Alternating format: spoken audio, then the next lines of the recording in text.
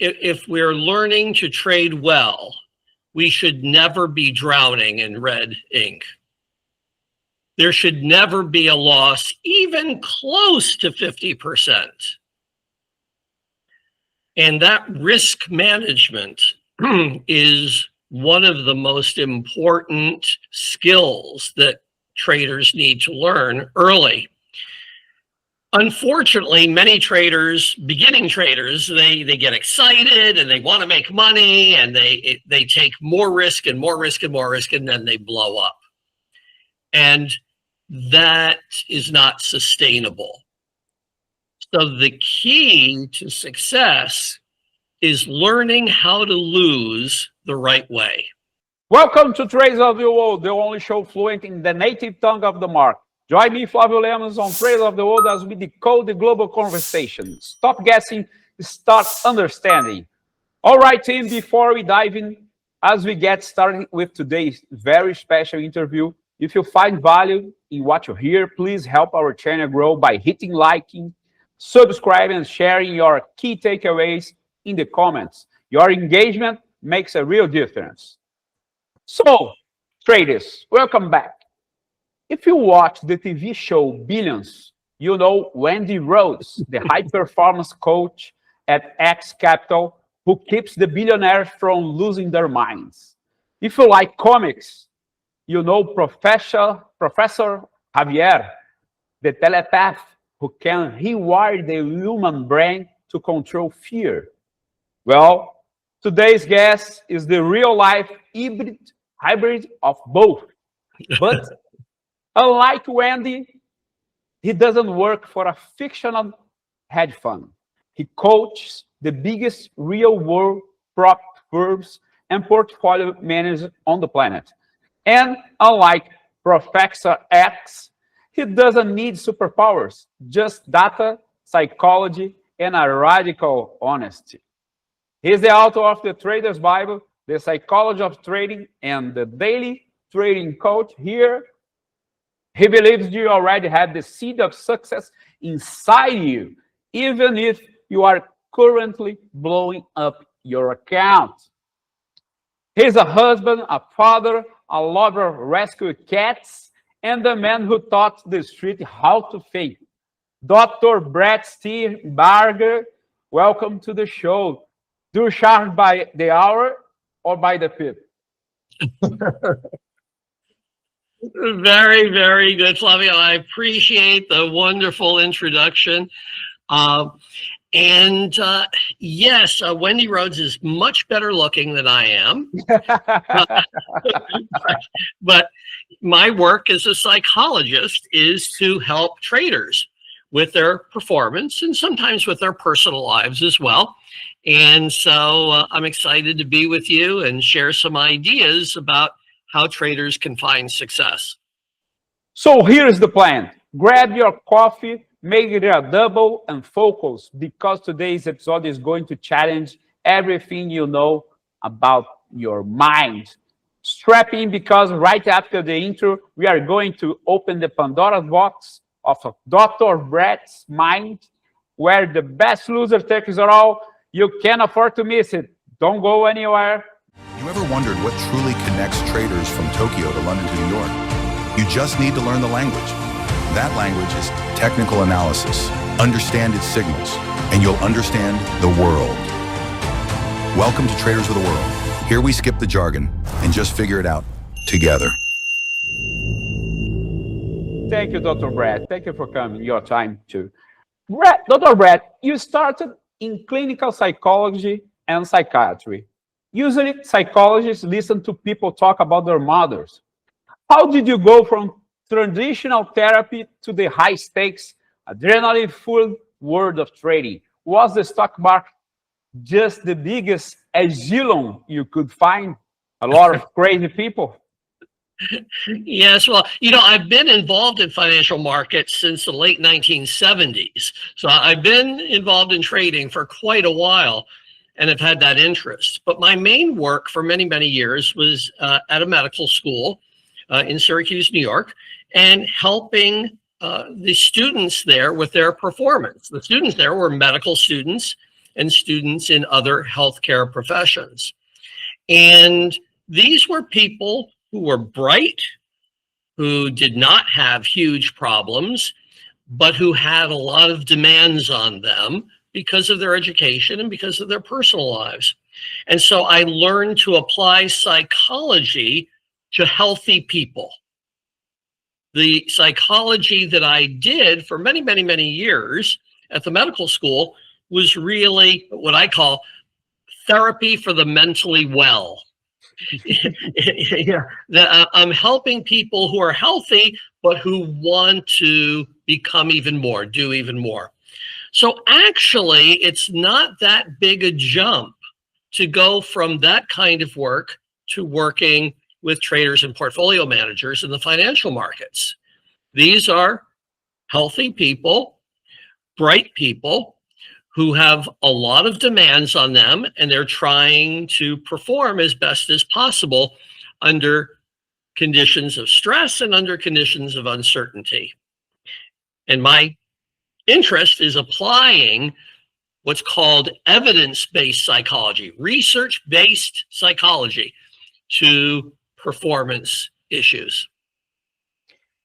I have to ask about a specific blog post you wrote called After a Devastating Trading Loss.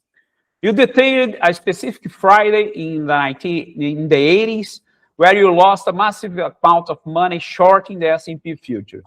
You said you felt numb. Can you take us back to that moment? What did that pain teach you that a textbook never could?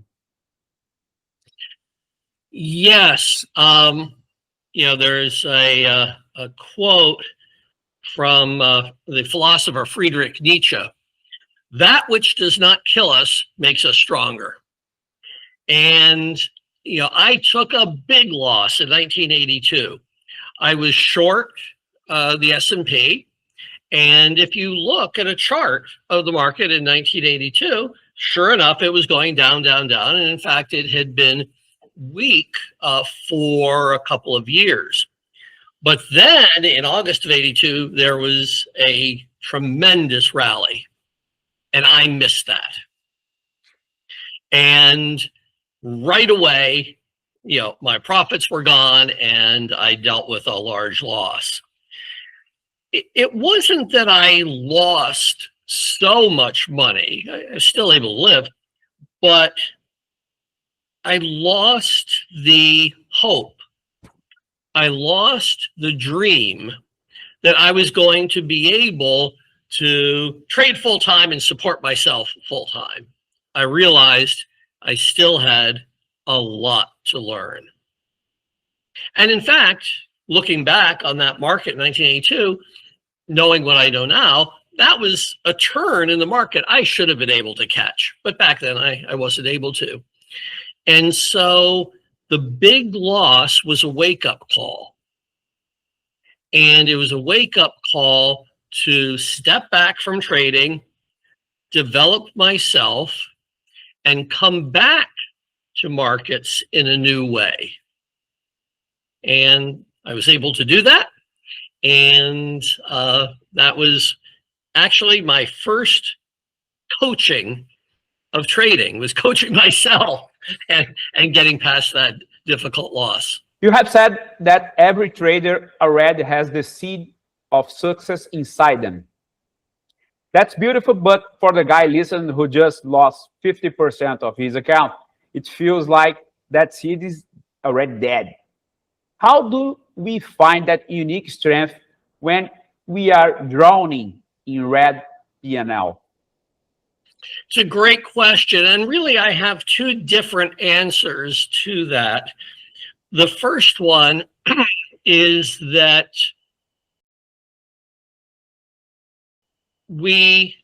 if we're learning to trade well, we should never be drowning in red ink.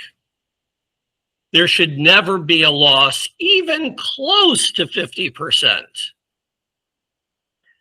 And that risk management is one of the most important skills that traders need to learn early. Unfortunately, many traders, beginning traders, they get excited and they want to make money, and they take more risk and more risk and more risk, and then they blow up. And that is not sustainable. So the key to success is learning how, and every trade we make is a bet. And we have to decide how much we're going to bet, because some of our bets are going to be right and some of our bets are going to be wrong. And we have to be able to survive several bets in a row that don't work for us. So that's the first part. The psychology of trading is, for a developing trader, is a bit like the psychology of starting out in a sport. If you're learning a new sport, if you're learning football, you don't start out right away going on the field with professionals and getting yourself hurt. You learn the basic skills and then you build from there and you get the proper coaching. And in trading, it's the same way. You learn by following markets, trading markets on paper, trading markets with small size, learning to do the right things, and building your confidence, building your skills. That's the most important thing. You specialize in brief psychotherapies. In trading, we don't have 10 years to fix our childhood trauma. The market opens at 9:30 a.m. So how does your solution-focused approach differ from traditional therapy for a trader in a slump? Yes, good question, and a good way to put the question. So I do have a book coming out at the end of this month called Positive Trading Psychology. Show us. Okay. Yeah, and it does take what's called a solution-focused approach to working on our trading. A solution-focused approach means we build upon our strengths. We figure out what we do well. In other words, we study our winning trades, not just our losing trades. Yes, it's important to learn about our losing trades and improve, but what do we do well as traders? What are our talents? The abilities we're born with. What are our skills that we've developed during our life? How can we apply our talents and our skills to specific trading strategies? So in a solution-focused approach, we focus on what did you do right? And what does that say about you? And how can we do more of what works? I see.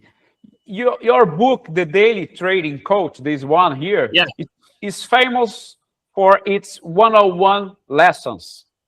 The premise is basically teaching us to be our own therapists, so we don't need you anymore. That's right. That's exactly right.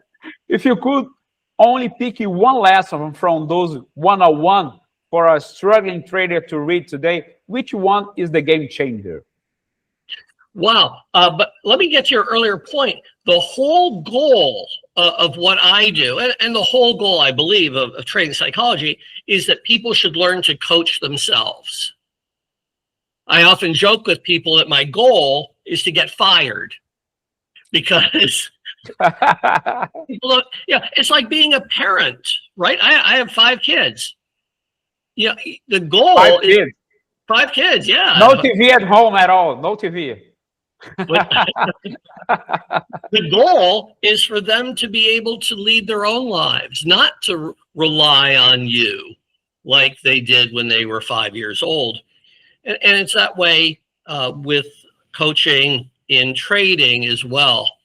As far as one big lesson, I would say that all of us have what are called signature strengths. All of us have skills and abilities, talents that are unique to us. This is a very important concept. If you are going to be successful as a trader, you're going to build upon, you're going to leverage skills and talents that have made you successful in some other area of life. In other words, the skills and talents that made me successful as a psychologist, as a therapist, are the very skills and talents that are part of my best trading. Because when I'm a really good trader, I don't get these ideas about getting long and getting short and being in this market or that market. When I'm a really good trader, I sit and I listen and I listen and I listen, and the market talks to me. The market says what it's doing. And at some point, a light bulb goes off. At some point, I figure out this is what the market is doing, and here's how I can participate. That's exactly the same skill I use as a therapist. We all bring our patterns of success to our work as traders. The approach that you take as a successful trader is going to be related to how you've been successful in other parts of your life. Well, when you're talking about this, I remember my wife, she always says, here, listen to me, and she's talking, and I don't listen at all. Right. Yeah, that's a good tradition for husbands often. But in a good relationship, yes, we have to listen. We have to hear. We have to understand. It could be a relationship in therapy. It could be a relationship with our children, with our spouse. But also, we have a relationship with the markets. And we have to be able to listen to them and follow what they're telling us. In Trading Psychology 2.0, you moved the conversation forward. It wasn't just about controlling emotions anymore. It was about leveraging them. Why is emotional discipline often a trap? And how should we actually use our emotion as data? Yes, our emotions are information. They tell us something. What has happened in traditional trading psychology is that there has been a focus on negative emotions. So we have to work on our fear, we have to work on our greed, we have to work on our FOMO. And yes, that's part of it. But having less fear or having less greed is not going to make us very successful. We have to build on positives, not just eliminate or reduce the negatives. And so, for instance, in Trading Psychology 2.0, one of the things I talk about quite a bit is creativity. The really good traders who I've worked with see markets in new ways, in different ways. And they put information together in different ways. And they can see opportunities that other people don't see. That's being creative. We can learn to be creative. And we can develop processes that make us creative. That's an application of trading psychology that's very different from just working on our negatives. People forget that you are also an active researcher of patterns. You don't just look at brains, you look at charts also. Can you walk us through your specific process when analyzing the market? Do you look at breadth, volume? Give us a Steenbarger setup example, please. Oh, I'll give an example. Okay. Every single day within the US stock market, I look at the breadth of the overall market. How many stocks are up on the day? How many stocks are down on the day? How many stocks are making new highs? How many are making new lows? And I look at how many stocks are making new highs or lows over a 3-day period, a 5-day period, a 10-day period, a 20-day period, a 50-day period. So I look at many different time frames for the overall market. But then I do that for each of the market sectors as well. Technology stocks, energy stocks, communication stocks, healthcare stocks. I look at the breadth within each sector. Now, if I see expanding breadth across all the sectors, what is that telling me? It tells me that the big institutions, the big investors are putting new money to work in the market. And I want to be long. Other times I'll see, like right now, I'll see that certain sectors are really strong in their breadth, like energy stocks. And other sectors are pretty weak, like consumer discretionary. That's telling me that the big institutions, the big traders, are taking money out of one part of the market and putting it into another. It's called sector rotation. And you trade a rotational market differently than a trending market. So by looking at breadth, I can see what the big players are doing, and I can follow their path. You have a deep interest in using historical patterns to find a trading edge. How do you balance the quant side of your brain, the data, with the psych side, the intuition? Do they ever fight each other?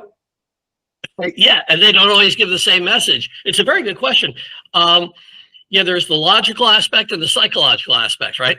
And, you know, I look at historical patterns. So let's say that the market right now is making new highs, but many individual stocks are making new monthly lows. That actually has been happening recently in the US market. I look at all examples in history, you know, over the last, let's say 20 plus years. I look at all the occasions in history when that has occurred. And then in the past, what has happened going forward? What has happened over the next week, the next month, etc. So I'm looking to see if the patterns that are happening now have some kind of edge based on market history. But, and this is a very important point, the quantitative work gives a hypothesis, not a conclusion. In other words, my hypothesis is, okay, 8 out of 10 previous occasions, the market has gone down when we've had a lot of stocks making new highs, but also a lot making new lows. 8 out of 10 times, my hypothesis is this market is going to be weak. But then, like I was mentioning earlier, I have to listen and listen and listen and listen to the market to see if that is actually happening. If I see today that the market is trying to go higher and can't go higher, and certain parts of the market are going down, I might say to myself, the history is repeating itself, and I can put on a short position. But if we got huge strength, maybe because of some news, obviously that history is not so relevant. So it gives me an idea, it gives me a hypothesis, but you don't want that to become a fixed conclusion in your head. You have done extensive work with Bellafiore and SMB Capital. You have seen hundreds of new traders, maybe thousands, come through those doors. What's the number one trait that separates the guy who gets fired in month 3 from the guy who becomes a shark? Okay. Well, Shark is certainly one of the top traders there. Yes, and I have certainly been privileged to work with SMB over many years. I would say, looking at the best traders there, that they have an unusual combination of qualities. The ability to take a good amount of risk when they see an idea clearly, to go for it, combined with very careful and cautious risk management. So they're quick to see when there's an opportunity, and they're quick to see when they're wrong. And that gives them a great balance between the big winners and keeping the losers small. I'll mention one other thing, Flavio, about SMB. I believe, and I've said this before, I believe that a large part of their success is understanding what to trade, not just how to trade. They look at stocks that they call in play, stocks that are moving, that have momentum. And it might be on the upside, it might be on the downside. But they're looking for movement. They're looking to capture that movement. And they're very good at that. They have screening tools, software that helps them identify what's moving, what's in play. And I believe that a big part of the success is trading the right things, not just trading them the right way. We are seeing the AI and algos dominate. Does this change the psychology of the human trader? Do we need to be smarter, or do we just need to be better at managing our robot overlords? Yes, markets have been computerized and algorithmic now for a while. And with AI, that's just continuing. And so over time, we can expect that markets will become more and more efficient. And that means that we have to become better and better and better and better at finding opportunity. I think also where some of the day trading firms have been successful is that they are trading markets that are smaller than the ones that the big institutions emphasize. So if I'm trading a low float stock, a stock that's a small company, the big asset managers, the big hedge funds can't trade those. They have too much capital. And so those tend to be less efficient, and those provide more opportunity, and they're a little bit safer from all the algorithms and the AI patterns. Let's talk about your new book. Your bio mentions a new focus on performance, psychology, and spirituality.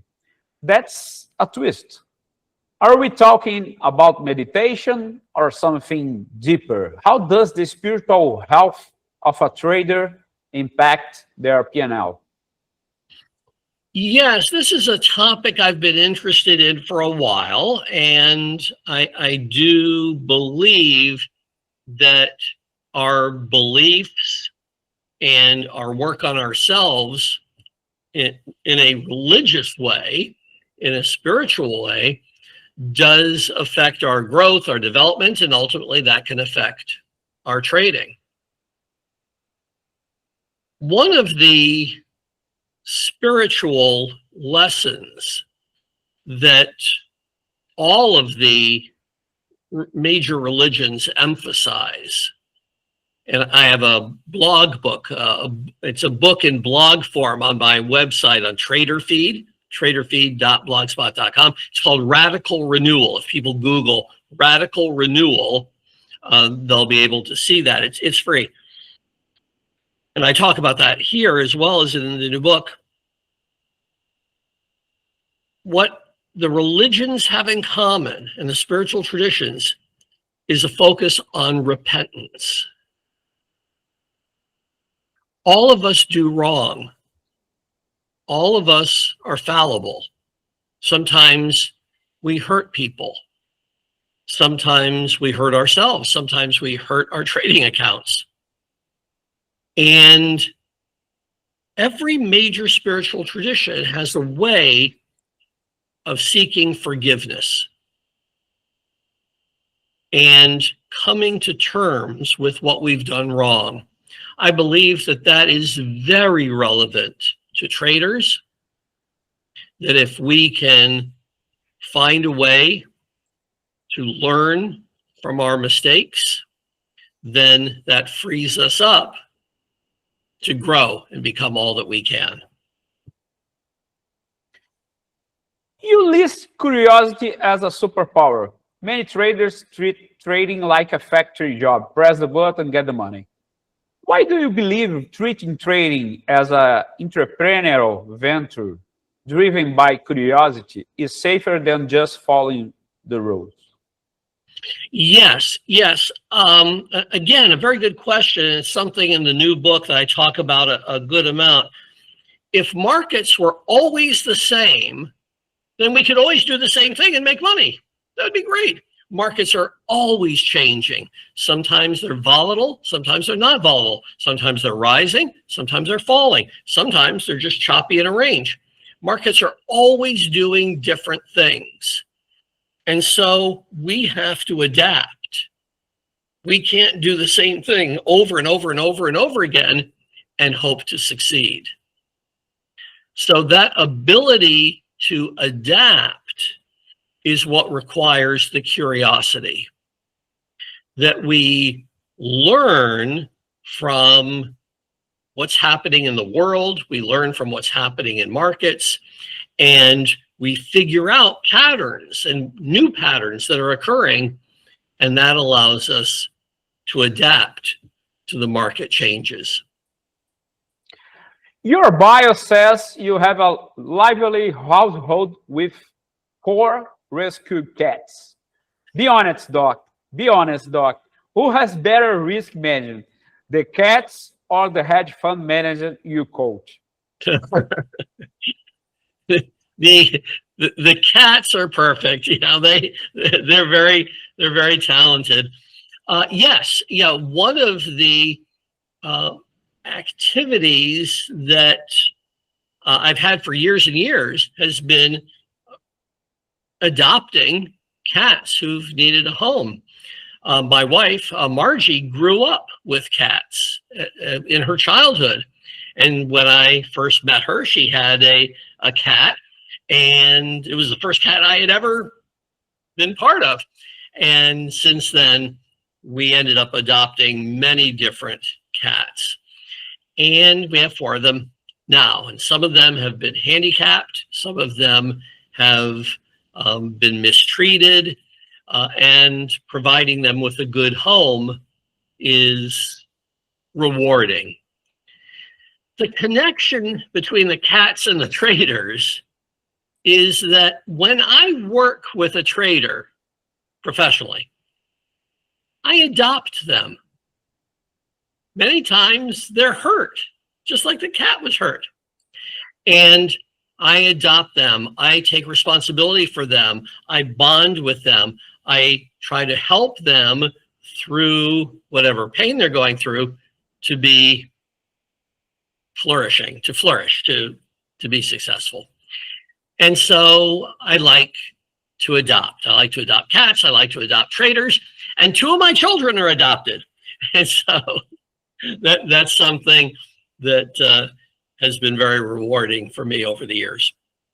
So talking about this, for the trader, listen right now, who is considering quitting, who feels they just don't have it, what is the first step to rebuilding the confidence and everything? Is it a break, or is it a smaller size, or is it looking in the mirror?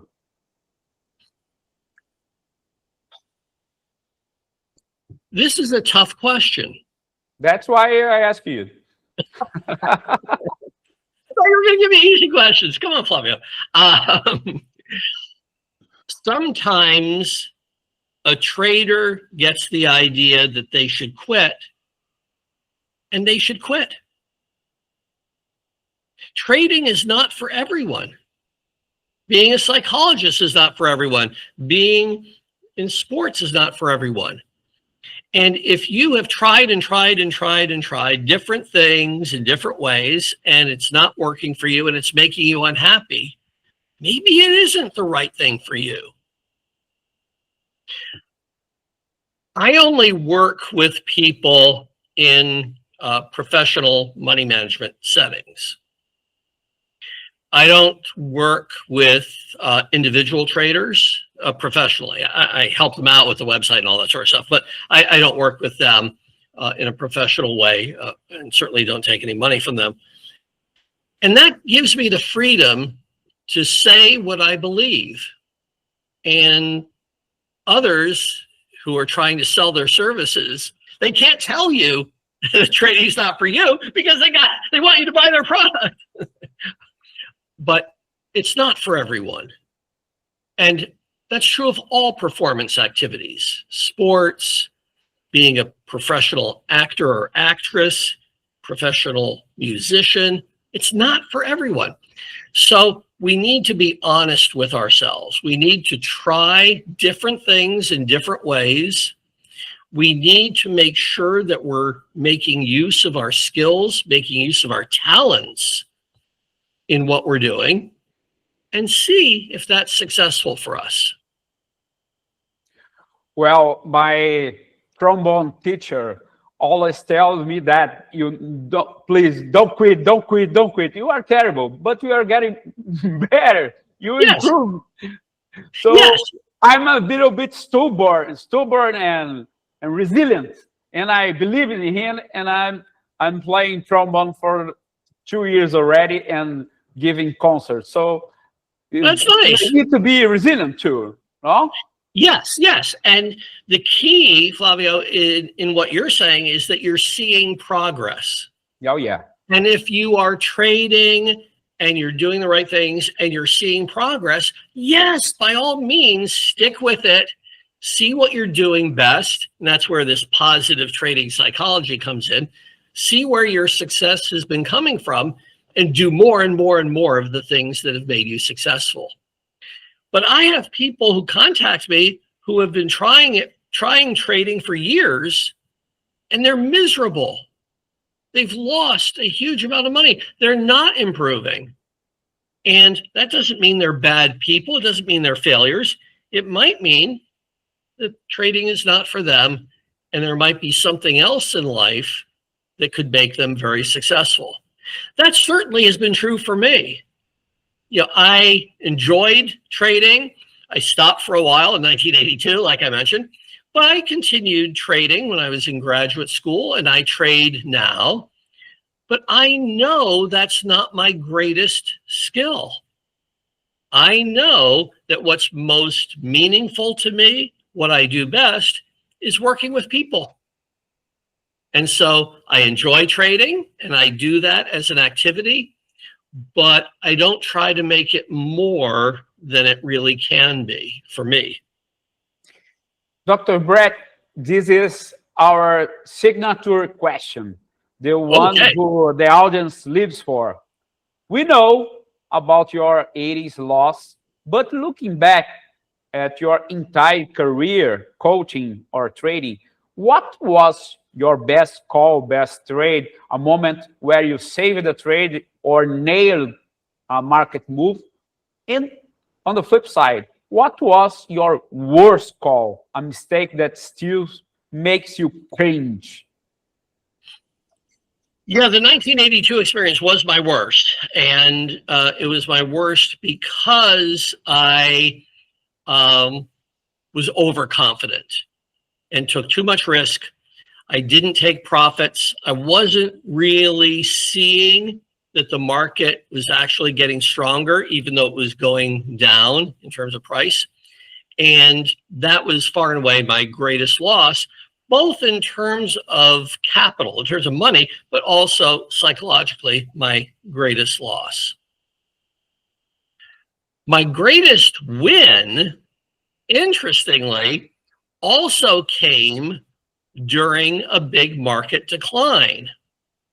The markets declined quite a bit between the year 2000 and 2003.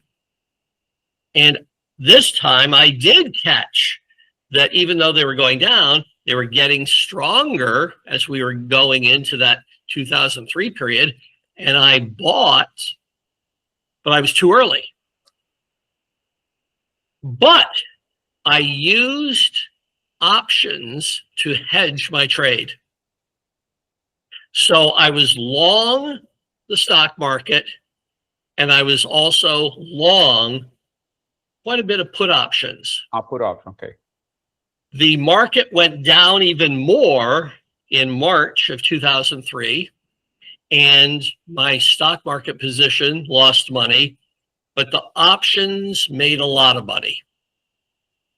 And I've always considered that my best trade, because I was able to learn from the past, and I was able to make money even when I was wrong. And so it showed that I had matured as a trader. That, to me, was my best trade. Doc, you have a backstage pass to the minds of the biggest portfolio managers in the game. You hear things the rest of us don't. Right now, look at the current market. Where are these guys seeing the real juice? Is everyone just peeling into the same AI trade like teenagers at a Taylor Swift concert? Or are you seeing the smart money sniffing out opportunities in place the retail crowd is completely ignoring it?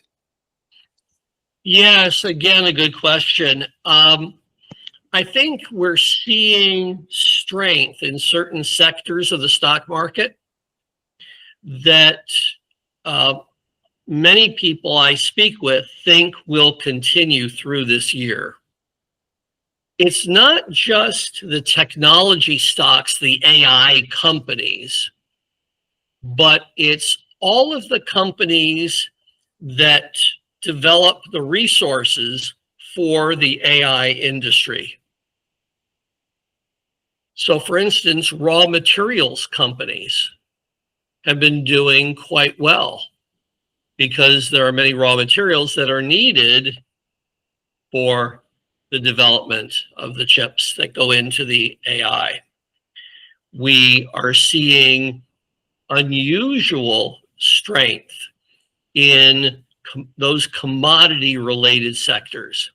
Now, on top of that, we have a situation where the leader of the United States very explicitly is interested in lower interest rates and stimulating the economy. Now, if that ends up being successful, we could have more and more and more money going into the market and going into these very hot areas, and that could create quite a bull market.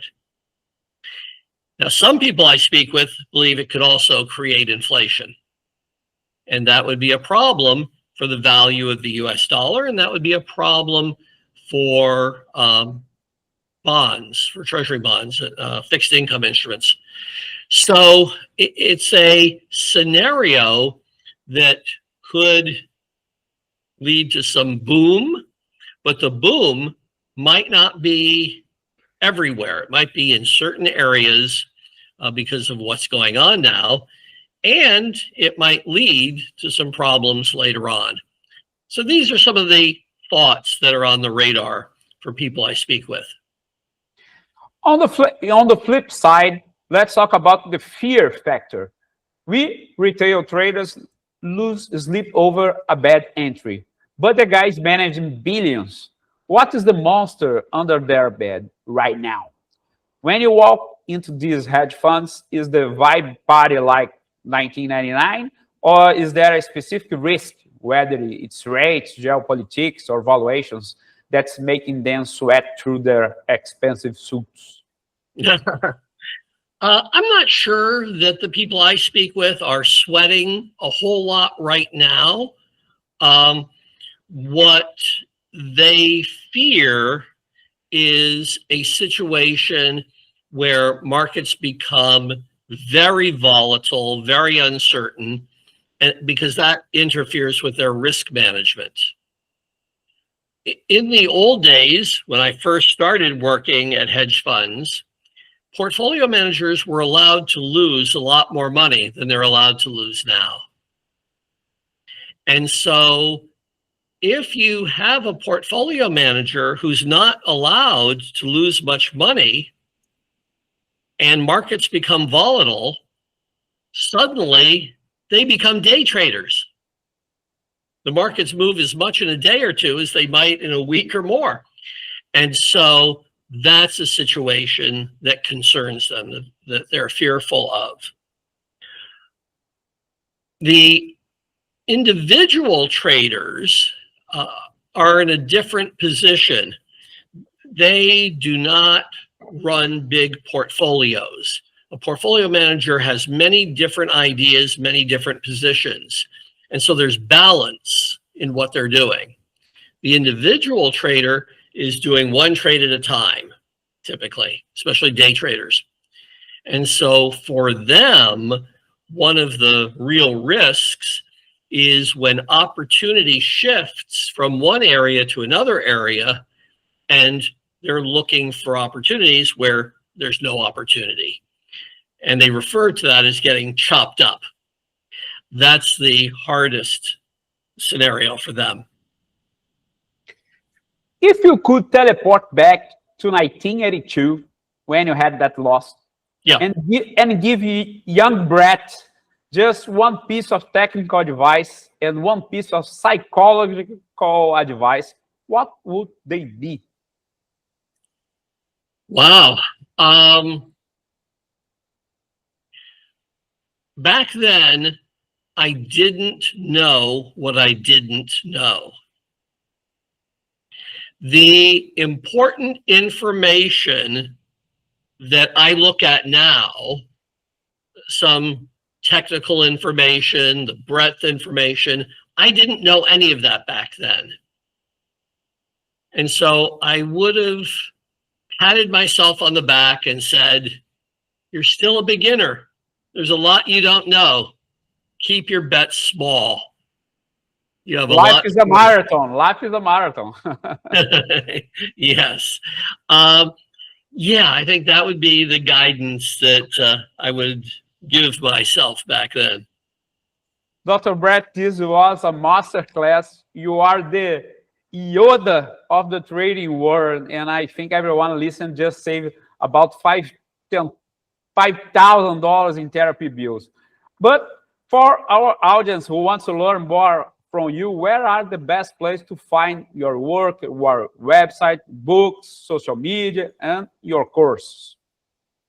Yeah, thank you. Yes, so my blog is called Trader Feed, TraderFeed, traderfeed.blogspot.com. If you Google Trader Feed, you'll see it.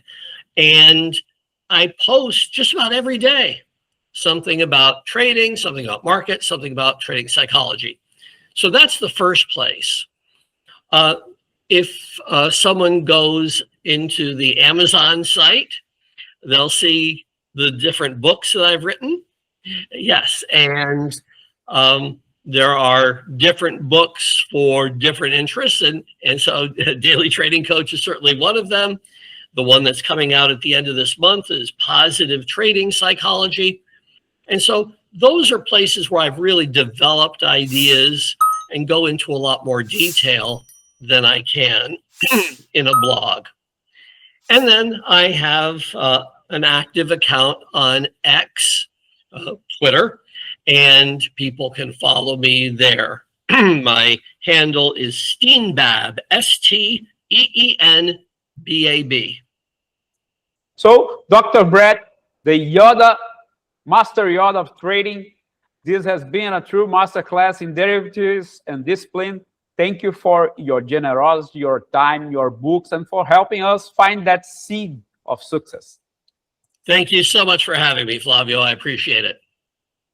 That's a wrap for Traders of the World. Go read the Daily Trading Coach, please. Pet a cat and manage your risk. See you next time. Thank you very much, everybody. Bye-bye.